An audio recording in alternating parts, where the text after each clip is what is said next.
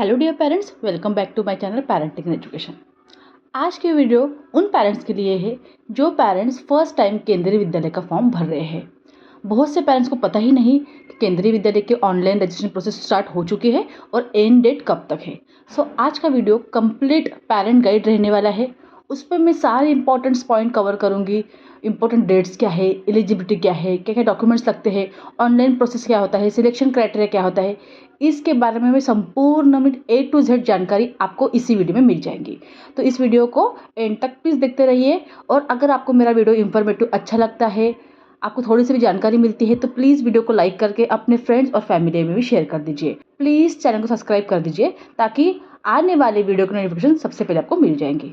चलो तो आज का वीडियो शुरू करते हैं। तो सबसे पहले हम देखते हैं केंद्रीय विद्यालय क्या है और क्यों केंद्रीय विद्यालय इतना फेमस है। तो सबसे पहले तो ये chain of central government school है थ्रू आउट द इंडिया। पूरे इंडिया में इनके 1200 के ऊपर स्कूल्स होते हैं और उसे मैनेज कौन करता है? केंद्रीय विद्यालय संगठन। ठीक है। तो और इसका जो बोर्ड है, बोर्ड ऑफ एजुकेशन है, वो CBSE है। और सबसे खासियत बात है CBSE की, इसके अफोर्डेबल फीस चार्ज होते हैं, मीन्स ना के बराबर होती है। नेक्स्ट सवाल है कि वाई चूज KB? हम हमारे बच्चों के लिए केंद्रीय विद्यालय ही क्यों चुनना है? सबसे पहले तो आजकल जो सभी पेरेंट्स अपने बच्चे को CBSE ICSE बोर्ड में पढ़ाना चाहते हैं। तो केंद्रीय विद्यालय में CBSE बोर्ड होता है।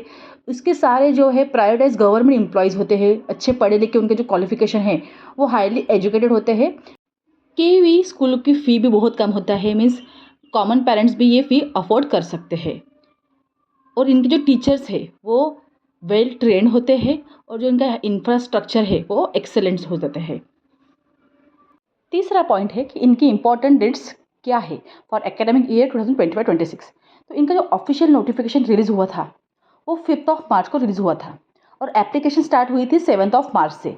और इसकी जो लास्ट डेट है अप्लाई करने की फॉर क्लास 1 वो है 21 मार्च। ठीक है, 21 लास्ट डेट है, मीन्स अभी भी आपके पास एक वीक का समय है। और इसकी जो लॉटरी अनाउंसमेंट होने वाली है वो 25 मार्च को होने वाली है फॉर क्लास 1 के लिए जो प्रोविजनल लिस्ट लगेंगी। अब इनका जो एज क्राइटेरिया क्या है फॉर क्लास 1? तो क्लास 1 के लिए child must be 6 year old, means आपके बच्चे की एज मिनिमम 6 ईयर होनी चाहिए। ठीक है, 31 मार्च 2025 तक। लेकिन जिनके बच्चे अप्रैल या मई मंथ में है वो भी ट्राई कर सकते हैं। आपके बच्चे की बोर्न ईयर 1 अप्रैल 2018 और 31 मार्च 2019 के बीच में होनी चाहिए। अब केंद्रीय विद्यालय में जो अप्लाई करते हैं तो उनकी ना प्रायोरिटी कैटेगरीज होती है। तो फर्स्ट प्रायोरिटी में कौन आता है? Central government employees. केंद्रीय विद्यालय में प्रायोरिटी के बेस पर एडमिशन होती है। तो फर्स्ट जो चांस है सेंट्रल गवर्नमेंट, जैसे आर्मी होते हैं, एयरफोर्स और डिफेंस सर्विसेज होते हैं, उनके बच्चों को फर्स्ट प्रायोरिटी मिलती है। सेकंड प्रायोरिटी होती है स्टेट गवर्नमेंट एम्प्लॉयज़ के लिए, और जो बैंक होती है या फिर BPCL ऐसे होते हैं, इनके बच्चों को प्रायोरिटी मिलती है। थर्ड होते हैं जो प्राइवेट इफ़ अगर सीट बचती है तो थर्ड जो कैटेगरी में आते हैं वो प्राइवेट सेक्टर के बच्चे आते हैं, मीन्स अगर जिनके पेरेंट्स गवर्नमेंट एम्प्लॉय नहीं है तो ऐसे थर्ड कैटेगरी में आते हैं प्राइवेट सेक्टर के। तो अगर पहले तो कैटेगरी वाइज सीट रिजर्व होती है, अगर सीटें बचती है तो फिर वो प्राइवेट सेक्टर के एम्प्लॉयज़ के बच्चे से सीटें भरी जाती है। नेक्स्ट जानकारी है कि केंद्रीय विद्यालय में सीट रिजर्वेशन होती है क्या? जी हाँ, बिल्कुल सीट रिजर्वेशन होती है। SC कैटेगरी के लिए जितने भी सीटें हैं, तो जिनके सीटें हैं उनके 50% जो सीटें होते हैं वो SC कैटेगरी के लिए होती है। ST कैटेगरी के लिए 7.5% सीट रिजर्व होती है। OBC, other backward class, non creamy layer, उनके लिए 27% रिजर्व होता है। EWS BPL कैटेगरी के under the right to education act, जिनकी इकोनॉमिकल कंडीशन पुअर है, उन लोगों के लिए 25% रिजर्व सीट होती है। नेक्स्ट कोटा होता है PH, means personal physically handicap student वालों के लिए भी 3% सीटें रिजर्व होती है। नेक्स्ट है रिक्वायर्ड डॉक्यूमेंट। तो बच्चे के एडमिशन करने के लिए डॉक्यूमेंट्स आपके पास कौन कौन से होने चाहिए? सबसे पहले बच्चे का बर्थ सर्टिफिकेट विथ उसके लिए एज ग्रुप के लिए। दूसरा है residential proof, category certificate, means जो बच्चे SC ST OBC EWS category में आते हैं तो उनके लिए उनकी कास्ट सर्टिफिकेट बहुत ज़रूरी है। अगर जिनके पास कास्ट सर्टिफिकेट नहीं है तो उनको ओपन कैटेगरी में कंसिडर किए जाएंगे। जिनके पेरेंट्स सर्विस गवर्नमेंट एम्प्लॉय है तो उनके लिए उनका सर्विस सर्टिफिकेट बहुत बहुत ज़रूरी है।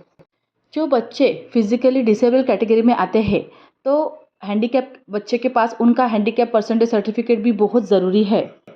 इनके अलावा जिन पेरेंट्स की ट्रांसफ़र होती है तो उनके प्रीवियस 5 ईयर्स के रिकॉर्ड के अकॉर्डिंग ट्रांसफ़र सर्टिफिकेट की उनके पास बहुत होना ज़रूरी है। जितनी ज़्यादा ट्रांसफ़र होंगी उतने उनको प्रायोरिटी होंगी सिलेक्शन होने की। अब नेक्स्ट स्टेप है ऑनलाइन एप्लीकेशन प्रोसेस। सबसे पहले आपको केंद्रीय विद्यालय की ऑफिशियल वेबसाइट पे जाना है kvonlineadmission.kvs.government.in।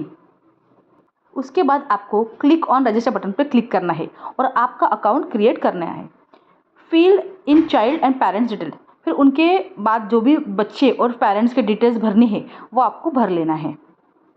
इसके बाद बच्चे का बर्थ सर्टिफिकेट आपको अपलोड करना है, बच्चों की फ़ोटो अपलोड करनी है, जो भी इंपॉर्टेंट डॉक्यूमेंट्स है वो आपको अपलोड करने हैं। ठीक है, तो इसके बाद आप केंद्रीय विद्यालय सिलेक्ट करने हैं। तो आप कोई भी 3 केंद्रीय विद्यालय सिलेक्ट कर सकते हैं जो भी आपके एरिया के सबसे पास है। ठीक है, ट्राई करना कि आपके एरिया के जो सबसे पास वाले स्कूल है वो आप अप्लाई उसके वही आप नाम एंटर करने का 3 के भी। इसके बाद review and submit the application button पे क्लिक करना है। आपको एक बार अच्छे से रिव्यू करना है और सबमिट करने से पहले एक बार पूरी जानकारी from first to end check करना है। उसके बाद आपको सबमिट पे क्लिक करना है। उसके बाद आपको डाउनलोड आपका जो रिसीट है वो डाउनलोड करके आपके पास रखना है। यहाँ पे मैं सभी पेरेंट्स को एक रिक्वेस्ट करना चाहती हूँ कि आप जो भी मोबाइल नंबर देंगे वो आपका मोबाइल नंबर चारों नंबर होना चाहिए और जो भी आप ईमेल आईडी शेयर करेंगे वो भी आपका करंट स्टेटस वाला ईमेल आईडी डालना है, क्योंकि आपको अगर कोई मैसेज आता है या फिर कोई नोटिफिकेशन आती है तो आपको मेल मैसेज और ईमेल पे आएगी। ठीक है, तो आपको अप टू डेट वो अपडेटेड मोबाइल और ईमेल आईडी डालना है। इसके बाद है सिलेक्शन प्रोसेस। ठीक है, तो जो भी आपने फॉर्म भरा है 21 मार्च तक आपको फॉर्म भरना है। उसके बाद 25 को लॉटरी प्रोसेस आएगी। तो लॉटरी कैसे आएगी, लॉटरी का जो सिस्टम है सबसे पहले तो कैटेगरी वाइज वो लॉटरी निकालते हैं।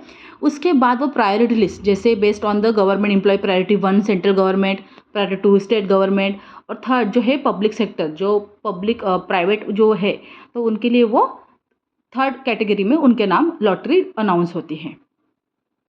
केंद्रीय विद्यालय का रिजल्ट केवी की ऑफिशियल वेबसाइट पे अनाउंस होती है। तो पेरेंट्स को रेगुलरली वेबसाइट चेक करनी है। आपको अपडेट्स जो यूट्यूब से वीडियो आते हैं वो अपडेट्स को भी आपको कंटिन्यू रेगुलर चेकआउट करना है। सो पेरेंट्स, आज की वीडियो में इतना ही। उम्मीद करती हूँ कि आपको आज का वीडियो इन्फॉर्मेटिव अच्छा लगा है। अच्छा लगा तो वीडियो को लाइक करके जितना हो सके अपने फ्रेंड्स और फैमिली में शेयर करिए। मिलती हूँ ऐसे नए अपडेट के साथ। Bye, take care.